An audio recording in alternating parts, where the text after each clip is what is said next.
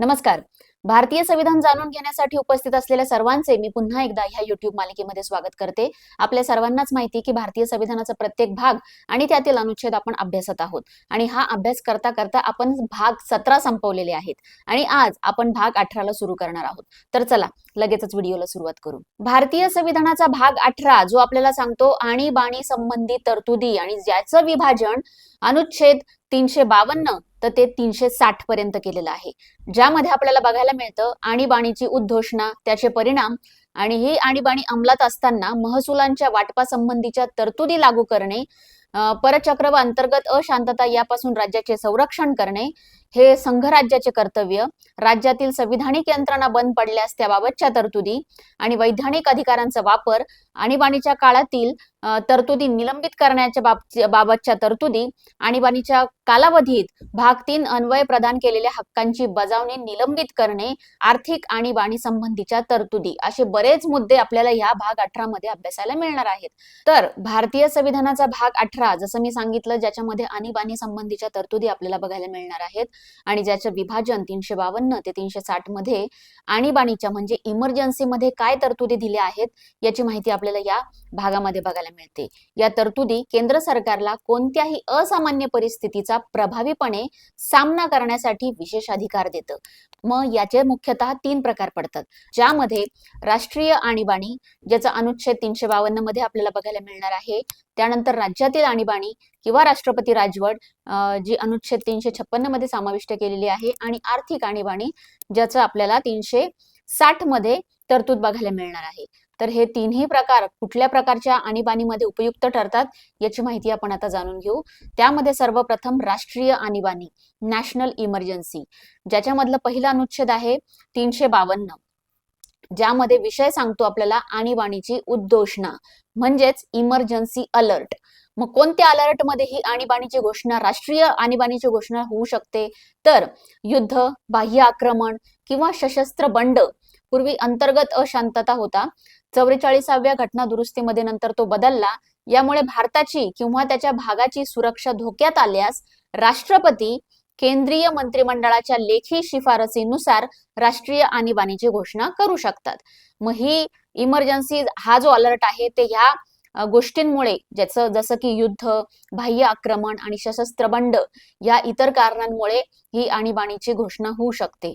त्यानंतर ह्या पुढच्या अनुच्छेदामध्ये म्हणजेच 353 मध्ये आपल्याला या उद्घोषणेचे परिणाम, ज्यामध्ये आणीबाणी लागू असताना केंद्र सरकारच्या कार्यकारी अधिकाराचा विस्तार होतो, केंद्र सरकार राज्यांना कार्यकारी अधिकार कसे वापरायचे याबद्दल निर्देश देऊ शकते. मग संसद राज्यांच्या विषयांवरही कायदे करू शकते. मग अशा पद्धतीचा परिणाम हे जेव्हा उद्घोषणा होते किंवा इमर्जन्सी अलर्ट लागतो त्यावेळेस ही त्याचे परिणाम आपल्याला बघायला मिळतात. अनुच्छेद 354 नुसार महसुलांच्या वाटपा संबंधित तरतुदी लागू करण्याचा अधिकार किंवा त्या तरतुदी आपल्याला या अनुच्छेद मध्ये बघायला मिळतात.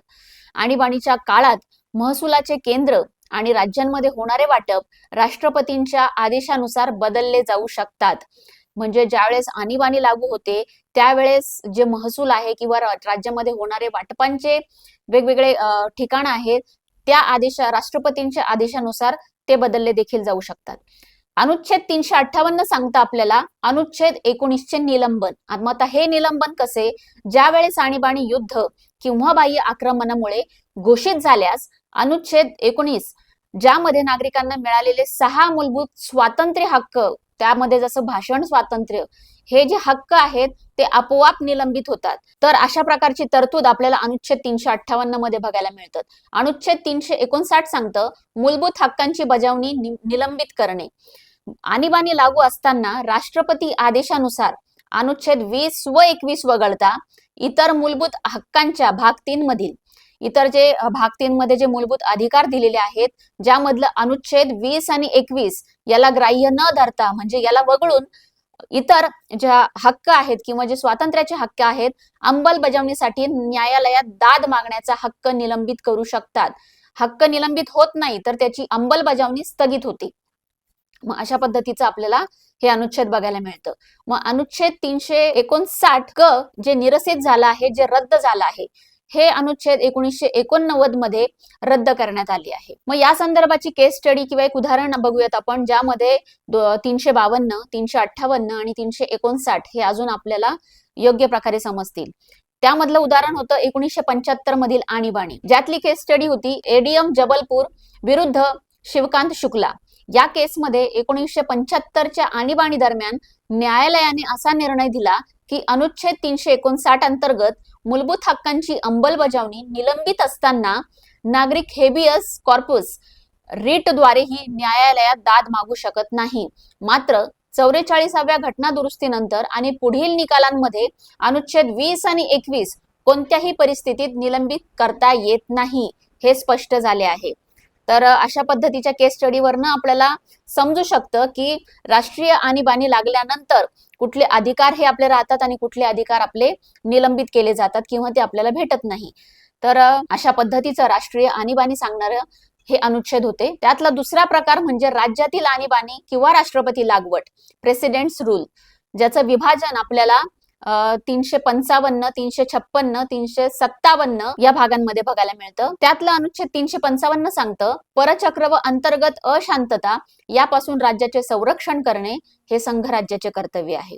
केंद्राचे हे कर्तव्य आहे की त्याने प्रत्येक राज्याचे बाह्य आक्रमण आणि अंतर्गत अशांततेपासून संरक्षण करावे आणि राज्याचे शासन संविधानाच्या तरतुदीनुसार चालवले जाईल याची खात्री करावी.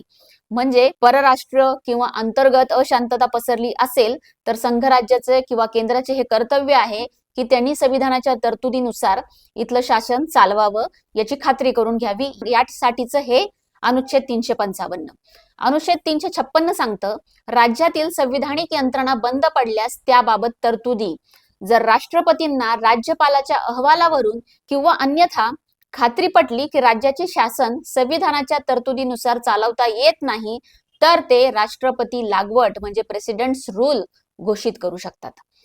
आणि पुढचं अनुच्छेद 357 सांगतं की या उद्घोषणेनुसार वैधानिक अधिकाराचा वापर अनुच्छेद 356 अंतर्गत उद्घोषणा लागू असताना राज्याच्या विधानमंडळाचे अधिकार संसदेला किंवा संसदेने प्राधिकृत केलेल्या इतर कोणत्याही प्राधिकरणातला वापरता येतात.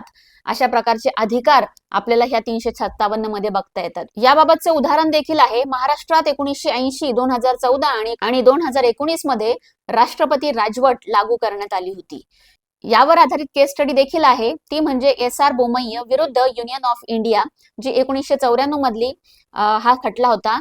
याच्या ऐतिहासिक निकालात सर्वोच्च न्यायालयाने अनुच्छेद 356च्या गैरवापरावर अंकुश ठेवला आणि राष्ट्रपती लागवट लागू करण्याच्या निर्णयाचे न्यायालयीन पुनरावलोकन केले जाऊ शकते म्हणजे रिव्ह्यू केले जाऊ शकते असे स्पष्ट केले.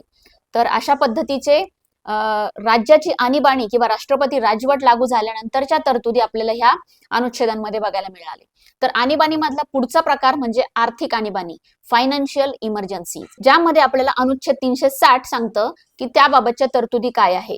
जर राष्ट्रपतींना अशी खात्री पटली की भारताचे किंवा त्याच्या कोणत्याही भागाचे आर्थिक स्थैर्य किंवा पत म्हणजे क्रेडिट जर धोक्यात आले तर आर्थिक आणीबाणी घोषित करू शकतात. मग याचा परिणाम काय होतो? केंद्र सरकार राज्यांना आर्थिक बाबींवर योग्य त्या सूचना देऊ शकते. राज्यातील सर्व किंवा कोणत्याही वर्गातील व्यक्तींचे अगदी सर्वोच्च आणि उच्च न्यायालयाच्या न्यायाधीशांचेही वेतन आणि भत्ते कमी केले जाऊ शकते. आजपर्यंत भारतात एकदाही आर्थिक आणीबाणी लागू झालेली नाही. हा देखील मुद्दा लक्षात ठेवण्यासारखा आहे की राष्ट्रपती राजवट लागू झाली आहे, 1975ची राष्ट्रीय आणीबाणी लागू झालेली आहे, पण आतापर्यंत आर्थिक आणीबाणी ही लागू झालेली नाही. तर आतापर्यंत अभ्यासलेले हे सर्व अनुच्छेद संकट काळात देशाची एकात्मता, सार्वभौमत्व आणि सुरक्षितता टिकवण्यासाठी केंद्र सरकारला विशेष अधिकार प्रदान करतात, ज्यामुळे भारताचे स्वरूप संघराज्याकडून एकात्म प्रणालीकडे वळते. म्हणजे अशा पद्धतीने ह्या आणीबाणीमुळे राज्याची एकात्मता, राष्ट्राची एकात्मता ही टिकून ठेवता येते आणि सुरक्षा देखील टिकून ठेवता येते. तर असा होता भारतीय संविधानाचा भाग 18, जो आपल्याला सांगतो आणीबाणीच्या काळात कुठल्या तरतुदी ह्या लागू होऊ शकतात. आणि अशा या भागावर मी नेहमीप्रमाणे तुमच्यासाठी 3 प्रश्न घेऊन आली आहे. त्यातला पहिला प्रश्न, राष्ट्रीय आणीबाणी कोणत्या अनुच्छेदनुसार घोषित केली जाते? त्यावर दुसरा प्रश्न, आणीबाणीच्या काळात केंद्राचे अधिकार कशा प्रकारे वाढतात? यावरचा तिसरा प्रश्न, 1975 मध्ये आणीबाणी कोणी घोषित केली होती? या तीनही प्रश्नांची उत्तरं तुम्ही कमेंट बॉक्समध्ये द्याल याची खात्री आहे. तर भेटूयात पुढच्या व्हिडिओमध्ये नवीन भागासह, नवीन अनुच्छेदासह. तोपर्यंत लक्षात ठेवण्यासारखं एक वाक्य, ते म्हणजे संविधानाची जाण, समृद्ध राष्ट्र निर्माण. धन्यवाद.